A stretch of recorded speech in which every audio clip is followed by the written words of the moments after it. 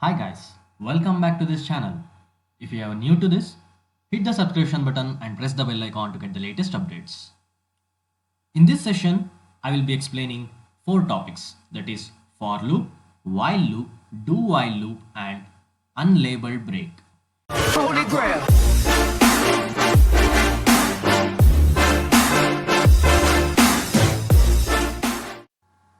Hi guys, I am Nayas from Technico MDN. Let's get started with this today's session. For loop. This is an iterative loop that is widely used.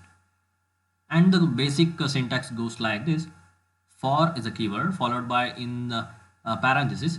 First the part is for initialization, followed by termination, and finally increment. It works like this. First the value must be initialized, then termination or condition will be given in the termination part, and after these two statements, or we can call initialization and termination, after this it will enter into the loop. So after completing the process, it will increment the value by 1 or 2 as per requirement that is given. The initialization component is the starting point in your iteration, and your code for this selection or section will typically be like int I is equal to 0. It's not mandatory to use I. For basically we use I and J, IR and also K most frequently.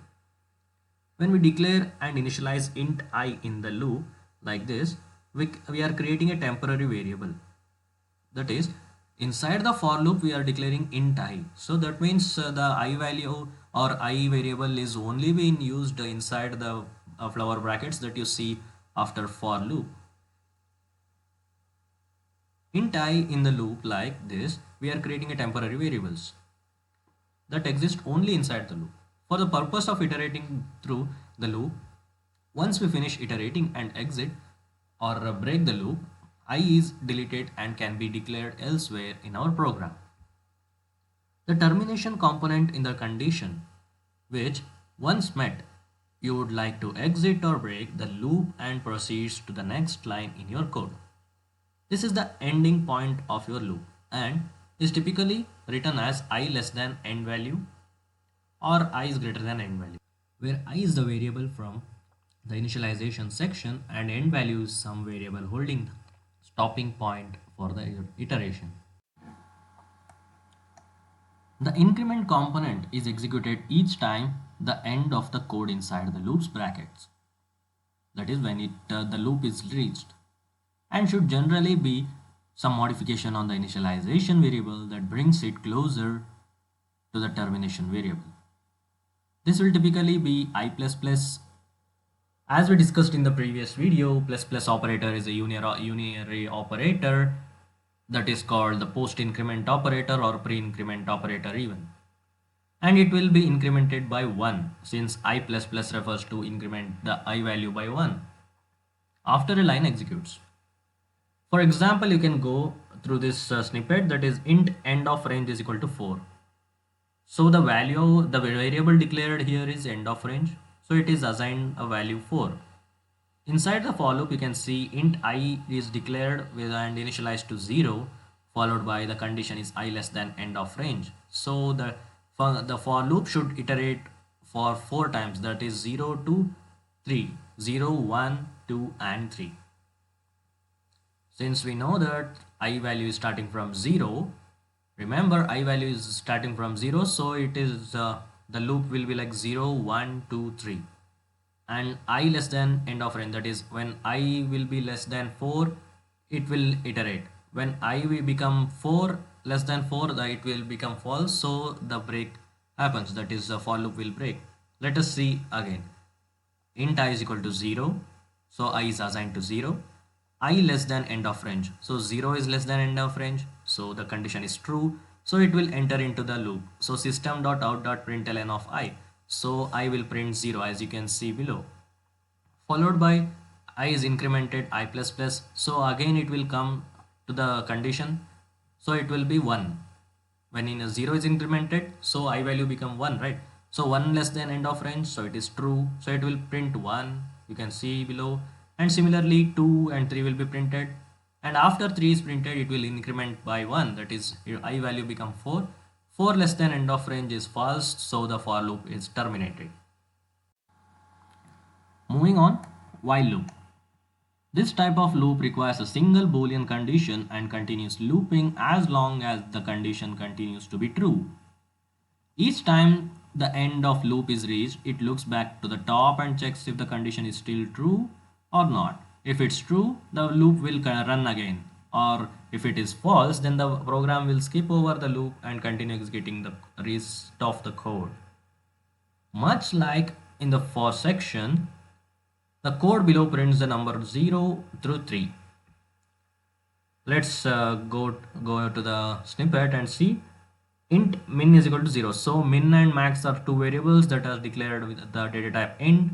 Min is assigned to 0, max is assigned to 4, while 0, that is min less than max, so 0 less than 4, the condition is true, right? So it will execute system.out.println min plus plus. So note that since it is post incremented, the minimum value will be printed before incrementing, so the displayed value will be 0, and after that it is incremented plus plus, so it will become 1 and reach to the while loop. I will repeat. So when min less than max, so 0 less than 4, it is true, so it will enter into the loop system.out.println followed by min. So here the value 0 is printed, not 1, since it is not yet incremented. So the console reads like this min, so it will execute 0 and then it is incremented. Now the after printing the value of min, that is 0, it will be incremented to 1, and next the condition will be checked. 1 less than max is true, so it will print 1 and then get incremented and go back to the while loop. So min value is now 2. 2 less than max, yeah, it is right, so it will print 2 and gets incremented by 1 and gets back. So similarly, when it becomes 4 and less than 4, it is false. So when the min value reaches 4, it will get terminated. So this is how it works. Once minimum value is greater than or equal to max, the boolean condition min less than max evaluates to false, as I said, and the loop is broken. The line system.out.println min plus plus is compact way of writing. So now let's discuss a do while loop. Similar to the while loop, do while loop. This is a variation. The simple difference you can say is in while loop the condition is previously checked and then the statement is executed, whereas in while loop first statement is executed then the condition is checked. Let's see. This is a variation on the while loop where the condition is checked at the end of the brackets. Because of this, the content between the brackets is guaranteed to always be executed at least once. You can see in the snippet that is do. This will execute one, it will execute again each time while condition is true and followed by parenthesis. The flower bracket is closed and while the condition. So this is how it works. And finally, unlabeled break. You may recall break statements, right? That we have discussed in maybe the video number 8. So you can go and check there. From our previous discussion of switch statements also. It will break you out of a loop even if the loop's termination condition still holds true. So break can be used wherever, only inside the loops, such as the while, for, do while and switch case. So these are all the situations where we can use break. I hope that this session was helpful. I hope you have understood the concept of for loop, while loop, do while loop and break statements. Thank you. If this video was helpful, hit the like button and share with your friends. Thank you. Meet you all in the next video.